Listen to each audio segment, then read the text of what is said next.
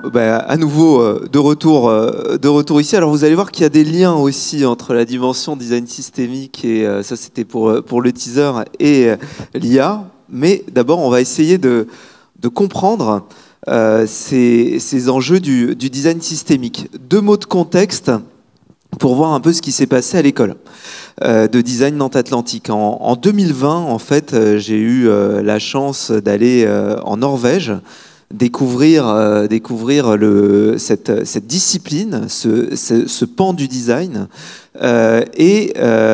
qui est assez révolutionnaire, il faut le dire, très intéressant et qui vient, me semble-t-il, bouger pas mal le référentiel du designer.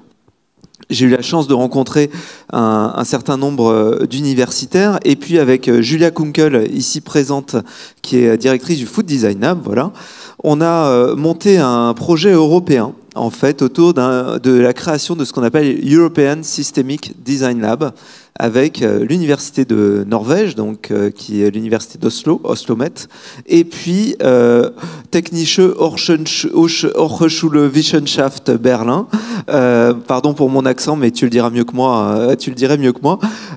Autour de ces enjeux, donc, et autour d'un master peut-être commun, ce qu'on appelle un master mondial, un Erasmus Mundus, autour de design systémique. Donc voilà, on est en train d'explorer ce sujet. Et puis, il nous fallait quelque chose d'appliqué. Nous, vous voyez, on est constamment en recherche de nouvelles pratiques. Et un jour, pour être honnête, et puis on fait partie des mêmes groupes aussi, de System Design Toolkit, voilà, vous allez en connaître un peu plus. Et j'ai eu la chance de rencontrer ce bouquin, Design Journée sous le complexe système, on en reparlera, dont l'autrice nous fait l'honneur de venir ici, qui est Christelle Van Helle, qui est donc présente ici, et on va avoir une conversation autour du design systémique, comprendre à quoi ça sert, et puis surtout on va essayer d'être très concret, parce qu'on va pas aller dans une grande théorie. Je crois que c'est un peu ça, Christelle, qui fait aussi ta marque de fabrique hein, chez Naman. Exactement. En fait, je n'ai pas écrit le livre tout seul, je l'ai écrit avec Peter Jones, qui est un des fondateurs de la System Design Association et qui ont des conférences annuelles qui sont très intéressantes. C'est ça, Peter Jones, qui est l'une des grandes références. Alors, il vient du Canada, mais là, on est effectivement ici pour comprendre un peu ce design systémique. J'ai envie de te poser une première question, Christelle. À quoi ça sert vraiment le design systémique ? Ça sert surtout à donner aux designers des outils pour... ah oui. OK. Donc, on veut donner aux designers des outils à répondre à des problèmes complexes. Et en fait, le design conceptuel, le design thinking ne suffit pas pour ça. Et pour cela, j'ai créé une méthodologie et je l'ai augmentée avec Peter Jones, qui mélange en fait la pensée conceptuelle, le design thinking, et la pensée systémique, systems thinking. Et donc, le mélange fait que ça devient le design systémique. Et quelle est la différence ? Il y a une faute là, c'est la pensée design en fait, se focalise très fort sur les composants. On est focalisé sur l'être humain et sur les services et sur les produits. Et on veut faire des produits et des services qui sont optimales, faciles à utiliser, compréhensibles pour des utilisateurs. Donc c'est la pensée design, hein, ce qu'on appelle le design thinking. Voilà, ça c'est ce que vous connaissez, le côté un peu parfois mainstream malheureusement du design, enfin malheureusement. Et donc il y a la pensée systémique qui vient par-dessus peut-être. Qui vient par-dessus, qui augmente en fait cette vision de regarder sur les parts, mais qui regarde aussi aux relations, et ça c'est très important. Comment toutes les parties d'un système réagissent et influencent l'un l'autre, mais aussi fait qu'il y a un comportement du système qui n'est pas prévu par les parties du système, mais qui est là parce que tous les éléments en fait interagissent ensemble et ça donne des dynamiques, des boucles qui font que ce comportement de système existe. Et toute l'idée du systemic design, c'est de bien comprendre quelles sont les parties, quelles sont les relations et comment est-ce qu'on peut interagir pour rendre le système dans une autre direction. Donc comment on va faire comment ça va se passer finalement tout ça? Comment on va pouvoir travailler, et puis aussi pourquoi maintenant du design systémique? Moi j'ai été surpris, c'est un truc, bon tu me dis tu l'appliques depuis 2012, hein, on en discutait, Oui. mais pourquoi ça apparaît maintenant? Pourquoi maintenant c'est important? Et pourquoi c'était passé sous les radars? Mais en fait, je vois que beaucoup de gens sont vraiment paralysés par la complexité. Et je veux vraiment donner aux prochaines générations de l'espoir. L'espoir qu'ils peuvent adresser ces problèmes complexes, qu'il y a un moyen de le faire. Et je dois dire que ça marche. Et en plus, les problèmes conventionnels ne marchent plus. On a tellement appris de couper un système, un grand problème, en petites parties et adresser toutes les petites parties individuellement, mais ça ne marche pas avec les designs systémiques, avec la complexité. Parce que tout est attaché l'un à l'autre, donc tout est en interaction. Et donc si on coupe un système en petits morceaux et on regarde les systèmes séparément, on ne va jamais trouver une bonne solution. Il y a un très bon vidéo de Russell Ackoff là-dessus. Et donc voilà, essayer de trouver, de comprendre un peu cette complexité. Donc, est-ce que c'est un truc qui simplifie finalement le design systémique, ou est-ce qu'on simplifie des problèmes complexes quand on fait du design systémique? On ne simplifie pas les problèmes complexes, mais ce qu'on fait, c'est qu'on analyse la situation et on regarde où sont les leviers dans le système, où sont les... À Stanford D-School, on appelle ça acupuncture, system acupuncture. Où est-ce qu'il y a les places dans le système? Si on appuie là-dessus, il y a le plus de chances que le système va changer. Il y aurait de la transition. Donc il faut trouver des leviers, si je comprends bien. Oui. C'est un peu le jeu. Alors, une autre question que tu avais pour moi, c'est quels sont les principes? Donc, je vais vous montrer quelques principes. Donc, c'est très important qu'un designer ne pense plus au terme de nom des objets, de services, mais il pense aussi en termes d'interaction, en termes de verbes. Comment est-ce que les choses interagissent? Très important aussi, c'est qu'on arrête de penser à des causalités linéaires, mais qu'on regarde les causalités circulaires, qui donnent des dynamiques dans le système, qui donnent de l'escalation ou de la balance, en fait, dans le système. Et après, on essaie aussi de comprendre comment ces boucles, en fait, génèrent un dynamisme dans le temps.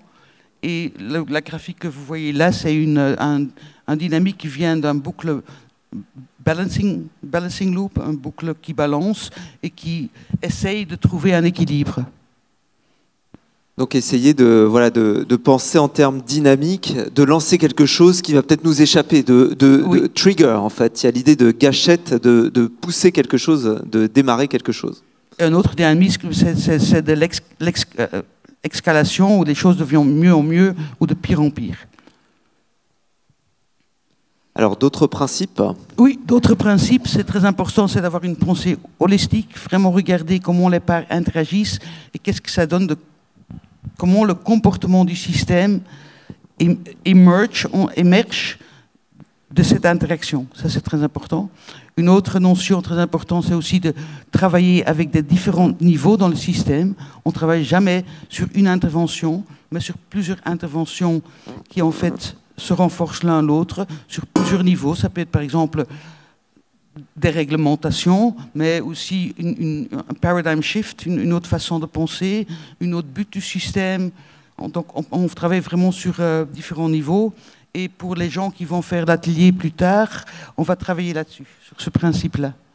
Et finalement, ce qui se passe, c'est qu'on ne parle plus en termes de solution, de design pour une solution, on parle d'une intervention dans un système. Oui, on ne parle pas de problème, on ne parle pas de solution, on parle des issues. C'est quoi en français? De problèmes plus complexes, de problématiques? Des problématiques et puis des interventions.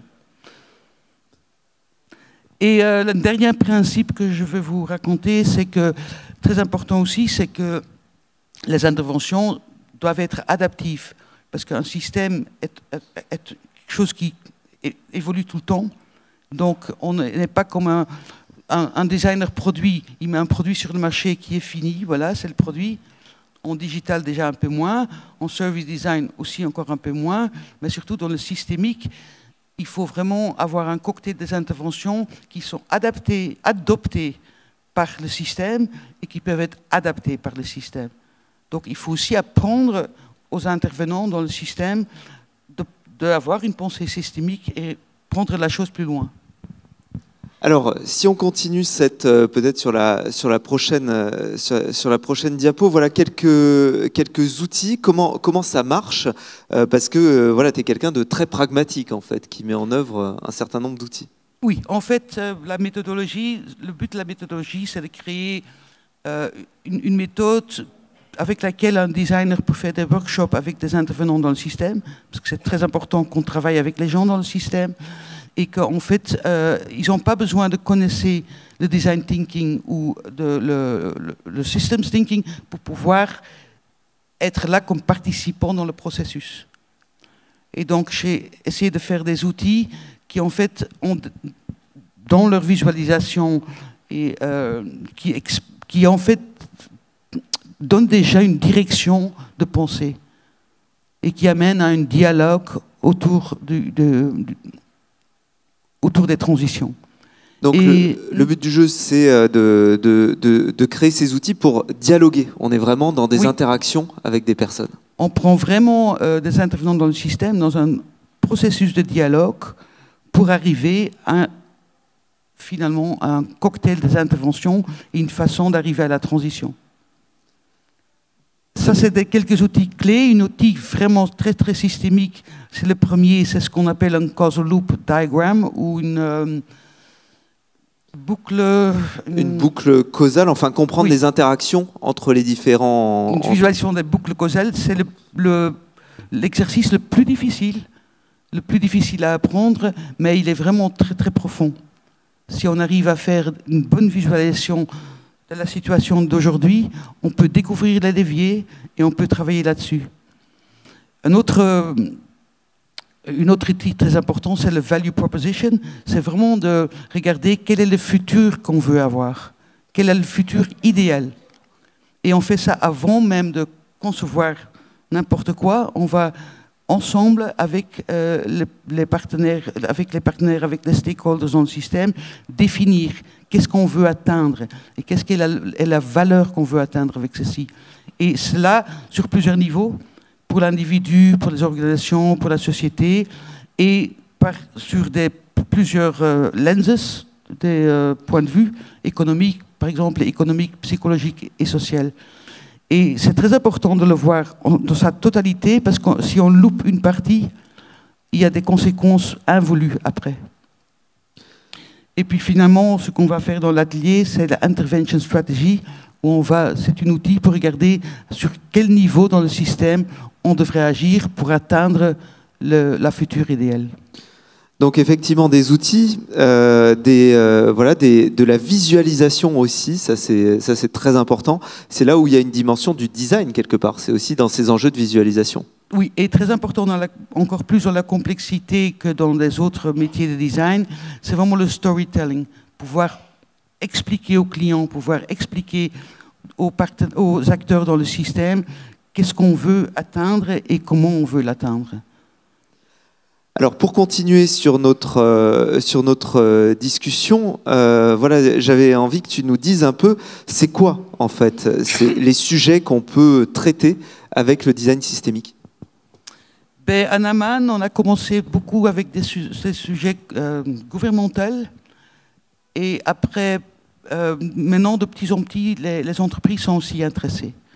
Mais c'est vraiment les premières 5 années, c'était surtout des projets gouvernementaux. Ici, c'était le gouvernement fédéral en Belgique qui venait vers nous et nous demandait on a un problème, on a tout un programme de santé pour les femmes enceintes en pauvreté. C'est très important qu'ils viennent, qu'ils suivent cette suivi quand ils sont enceintes pour éviter des problèmes, de la mortalité, mais ils ne viennent pas. Pourquoi? Et puis on a fait une analyse, on a fait pas tellement d'interviews, mais on a interviewé 7 femmes, et de ces 7 femmes, on a vraiment appris beaucoup de choses, et on a vraiment appris des leviers dans le système. Un des leviers, par exemple, c'était la froideur du système. Une autre, c'était vraiment être mal à l'aise avec soi-même et pas se sentir accepté dans la société. Et donc, à la gauche, vous voyez un system mapping, des boucles causales de tout ce qu'on avait entendu des interviews de ces femmes. On a validé ça avec des experts, avec des gens qui travaillent avec ces femmes. Et finalement, on a abouti à un concept qui était très basé sur des initiatives émergentes qui étaient déjà là, mais pas connues du tout. Et c'était les Vroedvrouwen, les femmes de Vroedvrouwen, les femmes qui aident les femmes enceintes en dehors des hôpitaux. Les sages-femmes, voilà. Donc c'était très axé là-dessus, parce que ces sages-femmes, il y avait déjà des initiatives, entre autres à Anvers, où cette sage-femme avait une relation très proche avec ces femmes, et ils arrivaient à être l'intermédiaire entre ces femmes et tout ce système de santé dont ils avaient peur. Donc on repère finalement des initiatives et c'est la question d'avoir plusieurs interventions en même temps parfois dans ce système qui est très importante et d'aller interroger finalement, d'aller interroger les parties prenantes. Oui, interroger les parties prenantes, bien comprendre ce qui marche pas, connecter ce qui marche. Et puis là, ils ont fait un pilot à Bruxelles qui a très très bien marché et maintenant c'est devenu la pratique fédérale. Donc on répare, on révolutionne pas en fait, on intervient et on répare. Est-ce que c'est un design de réparation, le design systémique? En fait, la grande révolution dans les changements système, ça marche pas trop. Enfin, il y a des bons exemples. En Allemagne, le nazisme était très systémique, pas pour les bonnes causes, mais pour les mauvaises causes. Mais en général, ça marche pas trop bien, les grosses révolutions. Donc c'est mieux de masser, comme dit Stanford, acupuncture, de masser dans la bonne direction. Parce que si on va trop fort, le système va donner une réaction d'immunité. Donc il y a une dimension stratégique aussi. Peut-être un autre exemple pour nous illustrer peut-être plus à un niveau gouvernemental aussi. Oui, ça c'était une agence d'innovation à l'Europe qui donne des grants, des subsides aux entreprises, les petites entreprises innovatives en Europe. Et finalement, ils venaient chez nous avec la question, on a un produit digital avec lequel les entreprises peuvent appliquer pour avoir de l'argent. Est-ce que vous pouvez nous aider à améliorer cette application? Et puis on connaissait ces clients déjà depuis longtemps, on travaillait depuis 10 ans avec eux et on demandait très ouvertement, mais pourquoi est-ce que vous avez besoin de cette... Qu'est-ce qui ne va pas? En fait, on veut donner des services à ces entreprises pour améliorer, pour agrandir, pour devenir plus mature, et ça ne marche pas. Donc on avait les réflexions, mais finalement c'est aussi un problème de design de service. Oui, effectivement. Et alors on allait plus loin, mais pourquoi ça ne marche pas en fait? En fait, on a tout un réseau des intervenants, un network dans toute l'Europe, et on voit que ce système ne marche pas. Les gens n'ont pas de bonnes interactions l'un entre l'autre. C'est une question d'interaction et de connexion, si je comprends bien. Connexion et d'interaction et d'échange, surtout d'échange de connaissances. Et donc finalement avec ce projet, on a commencé avec un parcours systémique, puis on a passé sur un parcours service design, de service, et puis finalement, après 6 mois, on a commencé à regarder qu'est-ce qu'on avait besoin de digital. Et c'était un parcours très intéressant avec plein d'intervenants de toutes ces parties du réseau en toute l'Europe. Alors moi j'ai une question, c'est qui va payer en fait aussi pour ça? Parce qu'il y a quand même, voilà, c'est un sujet. Voilà, quels sont les défis, quels sont les défis que tu rencontres? Parce que c'est quand même sacrément nouveau. On a tendance à vouloir une solution. On a été formaté pour ça dans nos esprits. On en parlait hier soir lors de l'apéro, mais il y a un vrai sujet là. Mais qui va payer ça quand on travaille au niveau gouvernemental? C'est plus facile. Au niveau européen ou national ou même régional, c'est plus facile parce que les gens se connaissent et peuvent décider d'avoir un projet ensemble. Même là, c'est pas toujours facile. Avec les industries, c'est un peu plus compliqué parce que là, souvent, dans les solutions systémiques, pensez à la mobilité, il faut vraiment un écosystème d'entreprises qui travaillent ensemble, et même pas que des entreprises, et les citoyens et les gouvernements. Et ça, c'est pas évident alors de trouver qui va payer ça, et surtout qui a les droits intellectuels là-dessus. Donc là, il y a encore un travail à faire, de voir comment on peut améliorer ceci. Il y a des autres défis aussi, c'est par exemple la carte du système, la carte avec les boucles causales, c'est assez compliqué de lire, donc il faut vraiment avoir on doit encore faire un grand travail à rendre ça beaucoup plus lisible pour présenter aux clients, pour présenter aux acteurs dans le système.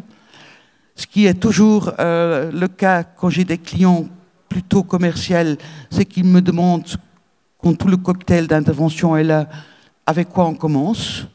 Et c'est assez compliqué de les convaincre, il faut commencer avec tout, mais dans une version minimale, parce que les gens n'ont pas l'habitude de faire ça.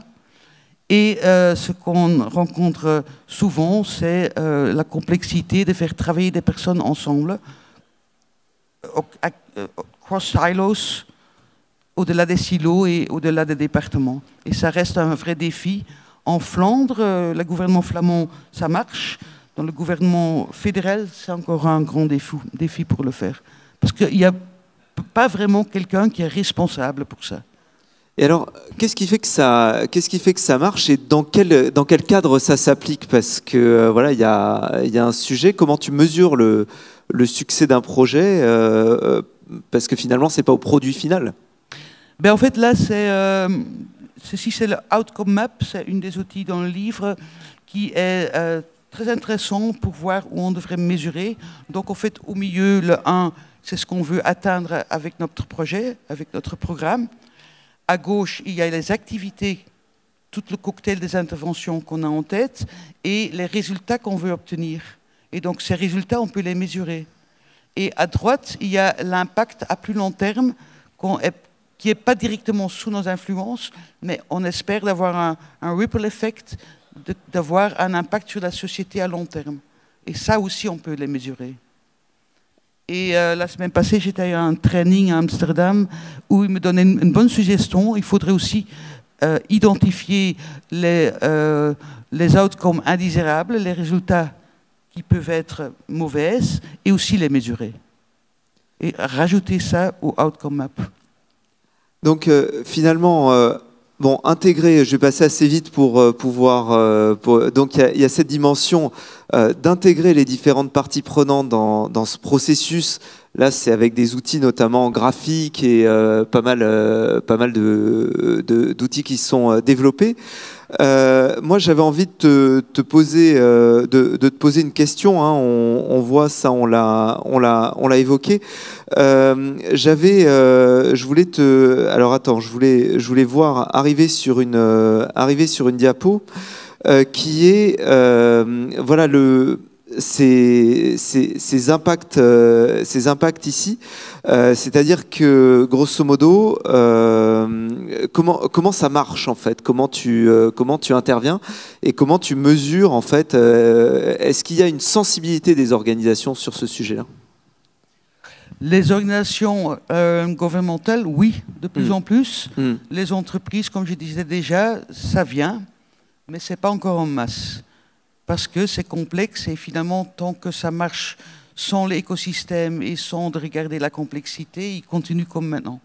Mais je crois qu'ils auront besoin, de toute façon. Et justement, tu parlais de travailler à la réalisation des objectifs de développement durable. Il y a la fameuse CSRD là, qui intervient aussi. Voilà, pour toi, c'est le prochain horizon. Enfin, c'est là où il va falloir s'y mettre en fait, au systémique. Dans le milieu systémique, il y a des grosses questions sur les ODD. Parce qu'ils trouvent que c'est trop dans la lignée de ASIS, de ce qui se passe maintenant, et pas encore assez régénératif dans le futur. Mais c'est déjà une bonne étoile.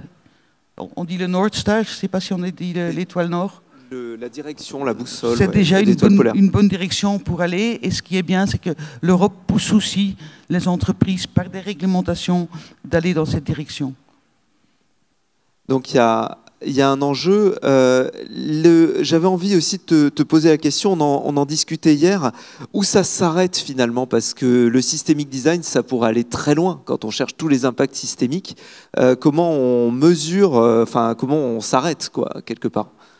Mais en fait, nous, on s'arrête souvent comme designer à la phase 7. On a ce cocktail des interventions et on arrête à discuter avec les clients quel est le projet pilote qu'on doit faire, comment on va le faire, et avec un peu de chance, on peut aussi le réaliser avec les clients, mais même pas toujours, parce que là, souvent, le client dit « mais non, on a assez payé, on veut aller plus loin nous-mêmes ». Mais en fait, toute la partie 7 pourrait être étendue beaucoup plus lentement. Et mes étudiants doctorats à l'université sont en train de travailler là-dessus, parce que cette partie transition n'est pas facile. Et souvent, les clients essayent de faire un projet pilote, mais alors ça s'arrête, parce que ça ne marche pas tout de suite, et surtout, ce n'est pas adapté assez vite. Et donc, on ne fait pas assez vite de l'argent avec ça, et donc, c'est mis à long terme ou même arrêté. Donc là, il y a vraiment encore tout un travail à faire. Comment est-ce qu'on peut faire cette transition de façon meilleure? Quel conseil tu donnerais aux systémiques designers? Qu'est-ce que tu leur souhaites? Voilà, parce qu'il y a peut-être ici des futurs acteurs du systemic design. Ben, il y a deux choses qui sont très importantes. C'est vraiment le premier, je l'ai entendu aussi dans le débat, c'est qu'il faut vraiment tomber amoureux de la complexité. Il faut vraiment l'avoir. Parce que quand tout projet qu'on fait, même si c'est déjà 12 ans que je le fais, au début, j'ai toujours là, my God, est-ce que je vais réussir à comprendre cette complexité? Mais il faut vraiment aimer ça, aimer le puzzle, aimer de trouver, aimer de chercher quelles sont les dynamiques, qu'est-ce qui fait qu'il y a une complexité ici. Et la deuxième chose, c'est qu'il faut vraiment être patient. Il faut être patient dans l'analyse. Ça prend du temps. Ça prend quelques journées avant qu'on ait quelque chose comme « aha ». Maintenant, je comprends comment ça se marche. Il faut aussi avoir du patient pour convaincre le client. Enfin, il ne faut même pas le convaincre pour faire que sa façon de penser change de petit à petit. Souvent, je commence avec un projet design normal et j'ajoute quelques ingrédients de design systémique, mais je fais avec des clients nouveaux, je ne fais pas le Big Bang en une fois. Je peux faire ça avec des clients qu'on connaît déjà depuis quelques années et qui connaissent mon travail. Mais donc, il faut être patient, mais aussi être patient avec soi-même, parce que ça prend quand même quelques années avant qu'on comprenne vraiment profondément le design systémique. Oui, c'est quasiment, on en parlait hier, un changement de culture. Voilà, alors ça c'est pour vous donner un peu l'état de l'art. Il y a ce qu'on appelle des Systemic Design Conferences en fait, et un groupe de recherche sur le Systemic Design, donc qui s'est créé à l'échelle mondiale, hein, avec Peter Jones notamment, et avec toute cette bande. On aura le plaisir, nous, dans un événement qui s'appelle Cumulus 2025, avec sous l'égide de Julia Kunkel, de recevoir un groupe de recherche aussi Systemic Design, de vous recevoir aussi Naman. Je pense qu'on va continuer à en parler. Dernière chose, pour en savoir plus, parce qu'il va nous falloir des ressources, là, en une demi-heure, on n'a pas le temps. Alors, on a un atelier tout à l'heure hein, qui est prévu. Je crois qu'il y a déjà une trentaine de participants pour aller plus loin et aller poser des questions. Mais en savoir plus, voilà, pour ceux qui sont dans la salle et qui ont envie d'en savoir plus. En fait, Peter Jones, avec qui j'ai écrit un livre, a pas mal de papers.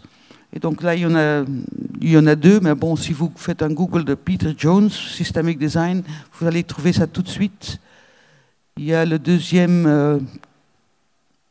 Le deuxième qui est plus sur les cartographies, oui. Effectivement. Ouais, c'est aussi de Peter Jones. Et CG, c'est un magazine assez intéressant qui est édité dans la Chine et qui parle sur le systemic design avec des auteurs du monde entier, souvent venant du Systemic Design Association.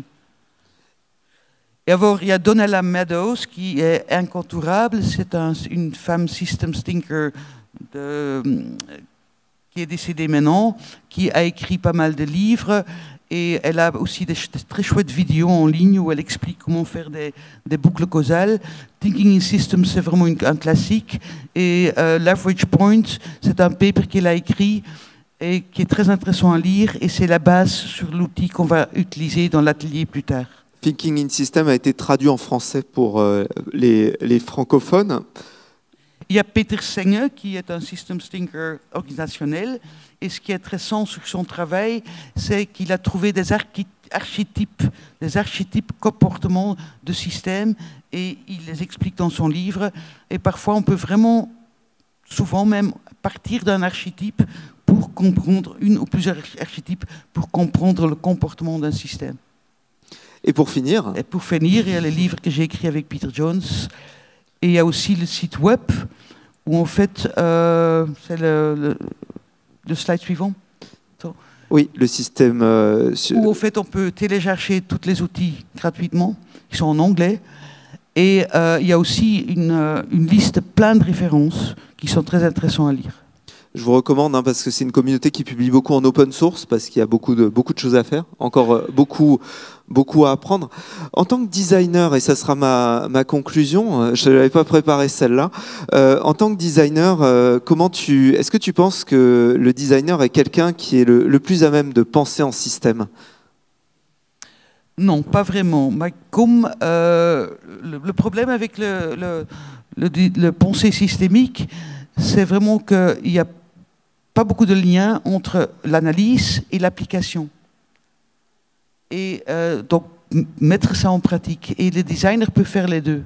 Peut avoir cette analyse systémique et après regarder quels sont maintenant les produits, les systèmes, la façon de communiquer, etc., qu'on a besoin d'intervenir dans le système.